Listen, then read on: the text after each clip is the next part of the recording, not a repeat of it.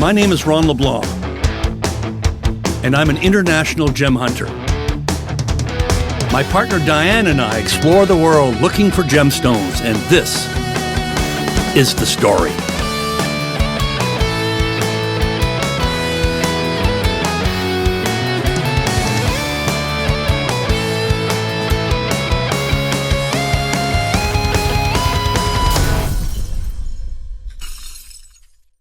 Look at, okay, we're here on a highway that skirts the north side of Toronto. We're off to a little town called Stouffville, where Rudi Wobito and his brother Ralph do their stone cutting. I mean, Rudi and Ralph are world famous. They do a trademarked stone called the Snowflake. They cut $1 million stones. They're arguably the best, among the best in the whole world. And stone cutting. I don't cut here because they're expensive, but you got a top stone, a good stone. That's the only people you want. And there's very few stone cutters anyways in Toronto, Canada. And that's why I cut, our own stones. I've got a bunch of Tanzanite being cut right now in Arusha. Some Thai guys there, but generally the cutting's not so good there in Tanzania. And I've sent a lot of our Tanzanite to Ari in Madagascar. Ari's got a little factory there, and he does a great job. But there's the whole issue of stone cutting drives me nuts because we ended up, we buy stones, we're happy with the price, but inevitably we have to recut. That puts a lot of, we lose some heritage, we cost a lot more money, and it really is an aggravating logistically complex thing as well, cutting the stone. So, anyways, I'm going to see Rudi and Ralph. I hope he's there, just to figure out what's going on in the market. Because as stone cutters, the big secret thing about stone cutters is that they, everybody sends their stones from all over, so they get a good sense of the market. And Rudi's an old friend, and I brought him some fabulous stones at one time, and he buys stones sometimes when they're good. And also, although he's quite often had to sort of discipline me on buying some of the stones because, I made mistakes and I plan to make a few more still, but I want to lessen that idea. I don't want to do too many mistakes, but he's always very good to show me what to do. And he's got stones coming from Africa and up north and all around the world. And he sells to customers all around the world. So you got to take in the market. I'm interested in finding out what he thought of Tucson. He wasn't there, but he's got a lot of information about Tucson Gem Show. I'm always trying to work around this agitating issue of cutting stones, and I'm trying to get the source countries to take it more seriously. And because I think that in doing so, they'd be able to leap to the top of the market, and it's kind of sad having something very pretty badly cut. Anyways, we'll see what Rudi and Ralph have to say.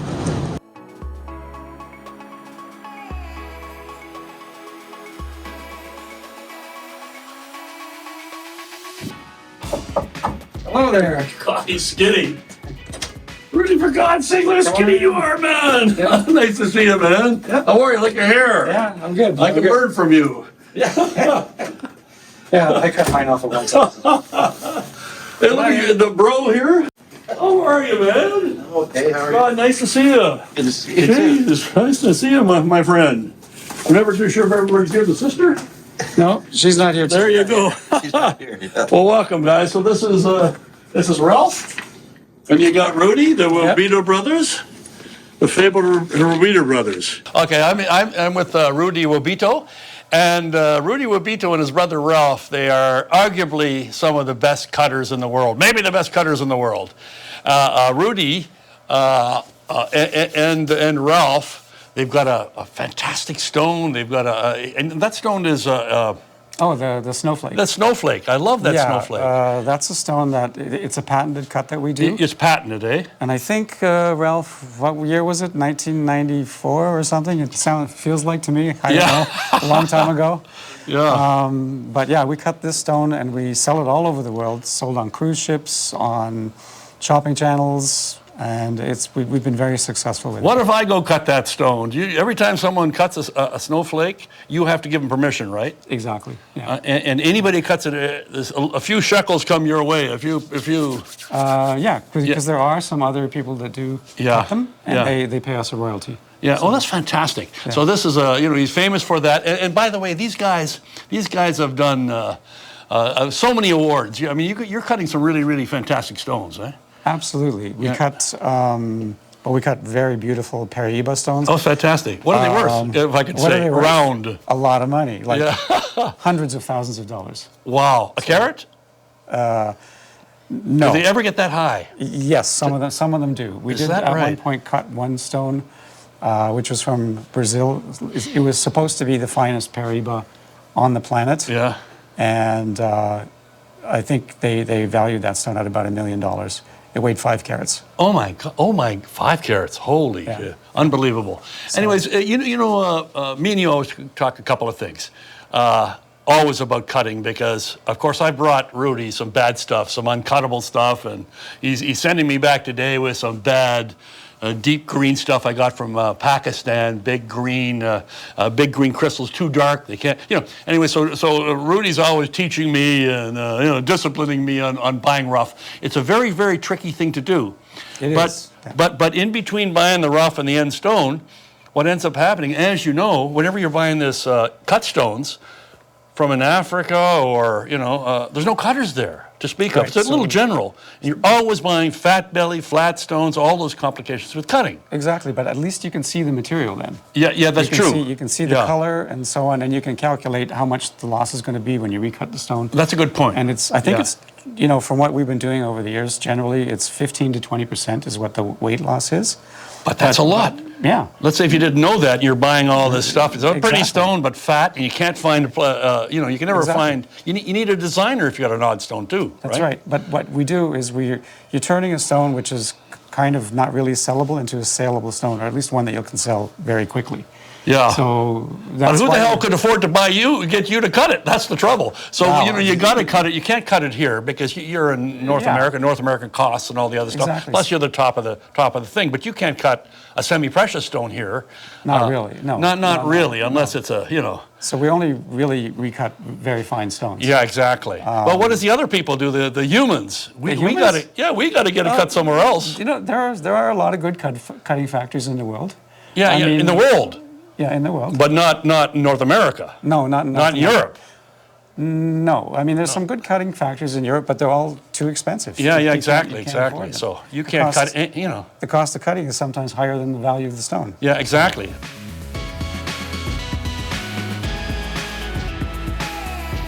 But the thing for me who buys stones in odd places, it drives me crazy because I've got to come up with another. Always be awake to the kind of criteria. What is it? Is it fat? Is it flat? How much am I going to lose? Am I going to lose 25%? Yep. Then what is the price, right? And a lot of people don't want to talk about that. A lot of these stones are not always bought through organizations, so a lot of people, they're kind of street people as well, and they don't know what they got. It's fat, it's heavy. Yeah. But for me, and then I got to cut 30% off, so, I shouldn't tap this. My little mic here. But I sent a first batch of Tanzanite, which I love. It's not a big stone, but it's a beautiful stone, like a beautiful material. Had to send it to Madagascar. Hugely complex. Yeah. I ended up having other stones in that was left in Tanzania. I had to get it cut as well. Boy, was it ever a drag, and then I had to go, and all these places are so heavy with bureaucracy, Rudy, it's crazy. So then you don't get your stone for 3 months, and what happened there? And then you're sending, I haven't dotted the I, I haven't crossed the T. Yeah. In 50 years, I'm going to say maybe 10 people had some really good rough. Wow. That could be cut. Yeah, I mean, that's unbelievable. Yeah. That is bad. That's bad. Yeah. Wow. And it's all hopes and dreams. Because a lot of people think they have a piece of rough, I don't know if you can see this, like this, for example. It looks like this. And they think there's something good inside. Most of the time, if it doesn't look good from the outside, there's nothing good inside. Absolutely, yeah. So the rough better look beautiful, like almost Jimmy, right? This particular. By the way, this is weird shit. This is some stuff. It's the mineral name is diaspore. The trade name is sarite. Yeah. So it's all right. Yeah. it's all right, yes. And it's very, very, very fantastic. Beautiful color play on this thing. Beautiful yellows and greens, and actually, it's way prettier than I thought when you were showing me the stuff. I'm sorry, I had a bad in my mind. I was thinking the guy's crazy because it looked like almost like talc. It looked like shale. Like maybe like kunzite. It looked like that. Now, don't tell me this is. Have a look at that. No, this That looked like. the return. You're cutting that, right? Yeah, the return on this is about 2.5%. That's it. That's it. 2.5 out of 100. And the rest you're throwing away. You're throwing away 90. Yeah, because 7%. The color is wrong. It has too many inclusions or whatever. Yeah. So the return is very low on this. Yeah. But it produces really good stones. It can. And you've been doing this for a while, and not too many people are dealing in this Since the way you 2004. are, right? No one has doing this. Yeah. Since 2000. Yeah. We got to see a shot of that before we go. All right. We need a pretty one. I'll get some. Not necessarily now, but we got to see a. I'll This get is some really to say. fantastic. And I think there's another thing cooking with this thing, Rudy, is how often do they find a new stone? Like look at Tanzania, Tanzanite, zosite. This is zosite when they first discovered it. It was like the first thing they had found in 100 years, Yeah. And so these new wonderful stones, this is a new stone completely. It is. And you're making some dough on this, aren't you? You don't have to admit it in front of the camera, but you rule in this rule in this category, right? Yeah. We sell it, plus we cut it for the mine owner. So Yeah. Well, that's fantastic. Now, the one other real subject that we talk about quite a bit, and I got a real bug in my bonnet about it. I don't wear bonnets anymore, I have to be politically correct. I don't know what the hell I'm saying there. And Rudy has nothing to do with it. No, it's investment stones. Now, the real odd thing is that I scream about investment stones because I think that everybody misuses. I want to rehabilitate the word investment. When what they really mean with investment stones, they're kind of sort of quite often investment quality, investment stone, investment quality, all kinds of things. And what they really, really mean is that it's sort of the best stone of the category. But when they say investment, investment means, can I sell it tomorrow? Is there an exit strategy for that stone? Can I strategize? Is there a real hedge against inflation? Can I go to somebody else and say it's got the same worth? Because you need to have, the world recognize that it's that worth. You need to get kind of a blue book on stones in order to say that car, 1967 Chev is worth that much. But there is not for the stone. So when they sell you an investment stone, a civilian believes that it has kind of like currency, it has a certain more liquidity than it really does. And I think that a lot of people, a lot of sellers and big sellers in selling civilians what they call investment stones is an exaggeration. Right? Oh, absolutely. You believe with that? You agree with that? Yeah, because they're selling stones that are generally affordable. But when the client comes to us and says, I'd like to buy this for an investment, or I'd like to buy some stones for an investment, I always tell them, buy the best stones that you can possibly afford, like the absolute best. Otherwise, there's no point in it at all. Right, absolutely. So that's the first That's thing. for sure. The stone has to be, perfect color, perfect cut, and all of that. Right. And because if it isn't, when it comes time to sell it, whoever's buying it is they're gonna try to cut down the price or whatever. Right, if there's any problem with the stone at all, they're going to point that out and want to pay less because indeed, so that's the very first thing. Secondly, can you sell it when you want it? No, that's the other thing. We have many beautiful stones in the safe. Yeah. Which are kind of for our retirement, but we just wait until somebody asks and we sell them one at a time. So you're waiting for the market. So what is obviously you're talking about is huge amounts of patience. Yeah. You need patience. Oh yeah, we have. But I don't think that's being explained.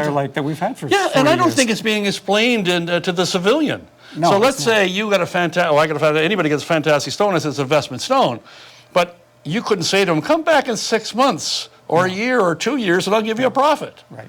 Now, of course, if they buy the best, the irony of this is me and you, we do know that you can invest in stones, but you have better be wired into the market to start off with. You know who to call, don't you? Yes, exactly. When you sell a stone, right? Yeah. And they trust you. Yes. Big thing. They trust you. When you say that stone is the top of the world, It is the top. It is, yeah. And so they got the trust. But how is a civilian going to have your advantages when they sell stones? And the civilian is not asked to be, like if they were selling investment stones, say, look, wait, and the market may come to you, and hopefully you'll have access to some buyers somewhere, but my God, you cannot do that. So when they say investment stones, they're... But, well, yeah, when horseshit. we buy cut stones, I mean, we don't, I guess it's all an investment because it's for our business, right? Yeah, yeah. But most of the time, we don't expect to sell them even within the first year after we buy them, right? But someone who's been told it's an investment stone should have a reasonable expectation of being able to get rid of it. Yeah. Yeah. There's another thing, it's called luck. Yeah. There's a lot of luck involved in it. Yeah. And you can't legislate luck or control it, right? And the Paraibas are a really good example. Yeah. Ralph and I can't remember when we first saw them. I guess, Ralph, in the 80s, right? Yeah. Paraibas? 80s? Yeah. Yeah. Well, one of the appraisers, actually Anne, downtown, she called me and she said, have you seen these stones? They're beautiful. Yeah. And I said, no, I haven't. And I think she sent me a couple. And she says, they're $400 a carat, $500 a carat. And I was like, that's ridiculous. Tourmalines we're selling for $20, $30, $40 a carat. Yeah. Those stones were Brazilian Paraibas. The same stones today are in the sizes that she was showing us, 2, 3 carat stones. Those are $20, $30, $40, $50,000 a carat now. Oh my God. But let's say you bought one of those for $500 a carat. As soon as it hits, what, 2,000, you're going to sell it. Yeah, that's right. That's right. So who knows? Who knows? Yeah. Who knows that? But I think that you set the template. You said buy the very top of the thing, buy the very, very top, and ensure that it is one way or the other. It has a kind of a trusting provenance. So you're saying this is what it is, and it's agreed upon. And then if you add the patience, that is a kind of a. It is a good investment. I mean, I had some fun, and we're having some fun right now. Before we were on air, I gave Rudi generously had one of his cutters in India cut some amethyst for us, right? And we left it there for 5 years. We had nothing to, we didn't. We were too busy, too distracted doing other things, and it's only amethyst. But I love amethyst. I love the color of it. I think it's fantastic. If it was rare, it'd be worth a fortune. But anyway, it's quartz, amethyst, purple. But anyways, after 5 years, we brought it back here, and the difference between the price 5 years ago, 6 years ago, it was huge, actually. And it's a huge, huge difference. And so when I bitch and complain about investment, there are exceptions, but investment should be explained to the civilian and not used as kind of a bullshit selling tool to them, because it really is not the classic sort of form of investment like other things. So that's why. But Rudi and I think Rudi would agree, and Ralph and Diane, that if you buy well and you're patient and you're trusting people and you're in the inside of the market, you can make dough. Absolutely. Right? But patience.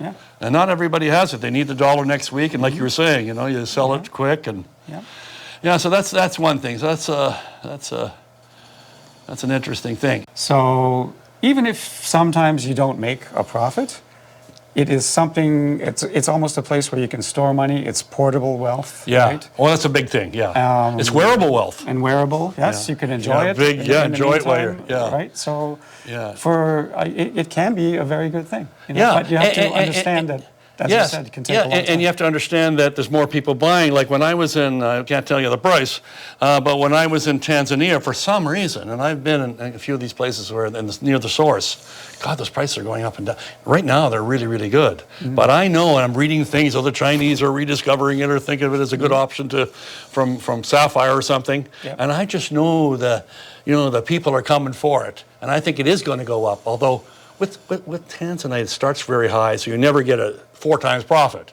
Right. But if you got a savarite, a garnet, there's many garnets that are going up 10, 20 times. But I think there's a lot of people are buying in. That's what I think. Now, this is supposition. This is reading the future. Are you seeing that? The call for stones are a little bit... But there's a huge demand for good stones. Good stones, though. For good stones, yeah, yes.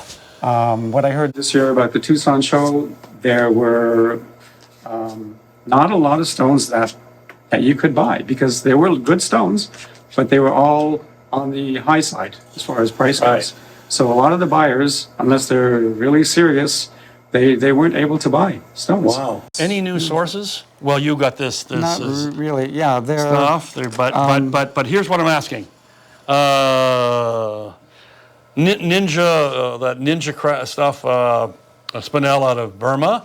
There's also that. There is also the spinel, pink spinel, cobalt blue spinel coming out of Tanzania. Yeah. But they've also got a spinel, almost like that ninja stuff, like a really bright pinky stuff. I actually haven't seen any of that. Ethiopia? You were talking about an emerald. Oh, yeah, Ethiopia. The emeralds that come out of Ethiopia, they're like Colombian emeralds. Wow, that color. We have a couple of them here that I bought. I guess when was that? Probably 3-4 years ago.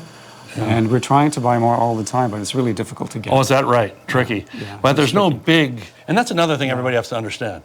You know, mine opens up 3 weeks later, it's gone, or they find it, and there's no real no. In Sapphire they had like 400 square kilometers of sapphire fields, right? Right. The tourmalines that were coming from Congo, that's something new. That was big. It's been the last 4 years, 5 years, something like that. Yeah. That's starting to slow down too. Yeah. We have some really nice ones from there. But you know what I'm seeing? I'm seeing lots of those tourmalines coming out of Afghanistan is getting a lot. I mean, I don't know how it's getting out of there. It's going through Pakistan, other places. Yeah. But there's a lot of tourmaline there, I think. Yeah. They are very, very expensive too. Oh, are they very expensive? Yeah. Yeah. Wow. I mean, if you get the ones that are, the beautiful blue, lighter blue colors, not the dark colors. Anything that is not. Oh, the rubellite is crazy expensive too. It's a couple of thousand carat just going out. Well, so. But you go through kilos of rough to find 10 nice stones. That's the problem. Yeah. And what do you do with the rest? Yeah. Well, see, every time I talk to a guy like Rudy, I realize don't be a gem hunter. You're. Or you got to find your place in this. You have to be a gem picker. Yeah, be a gem picker. Yeah, and just hunting ain't going to do it. Yeah. But just nothing's going to do it. You need a lot of things, a lot of resources to really get. You do. And it's nice to be on the service side too, because although in some ways you cut to get the most fantastic stones, but you are a fantastic cutter, and that doesn't make you dough. Of course. That's the way you're, So you're in the service side. It's like the shovels and the gold, right? Yeah. And if you just think you're going to run around, I think it's almost impossible. Mm-hmm. I think of myself as kind of doing an impossible thing, but it's a lot of fun.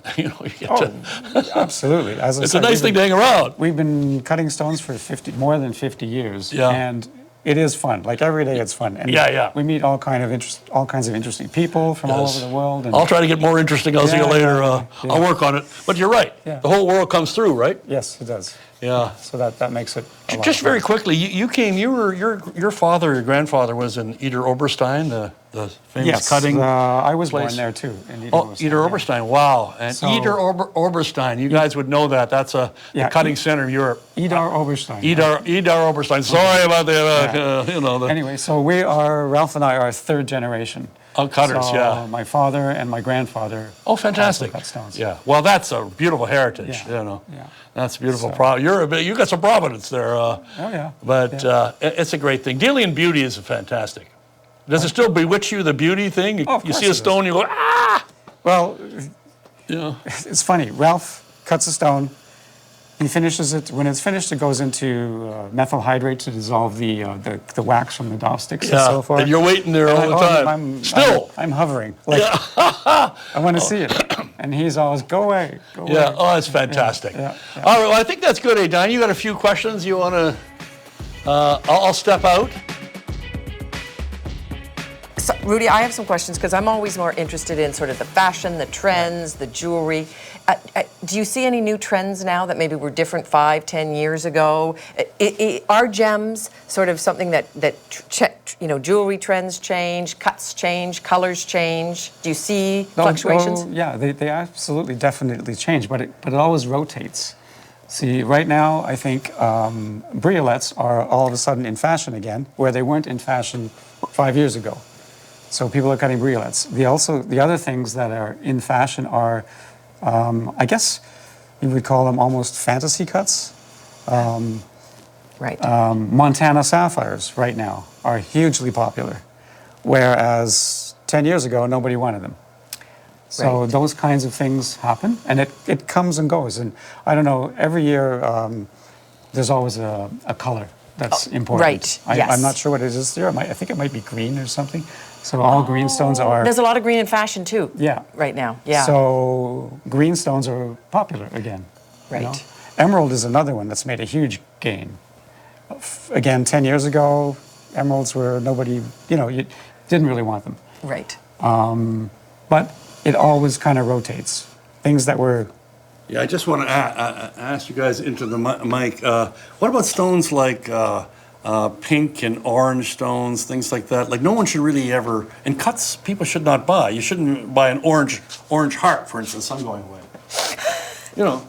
Well, unless you love orange, I'd say... Would you sell an orange heart? Well, maybe you'd buy the orange heart if you loved orange and you loved hearts. I see what you're saying. Just like you don't really want to buy a yellow snowflake. Yeah. Yeah.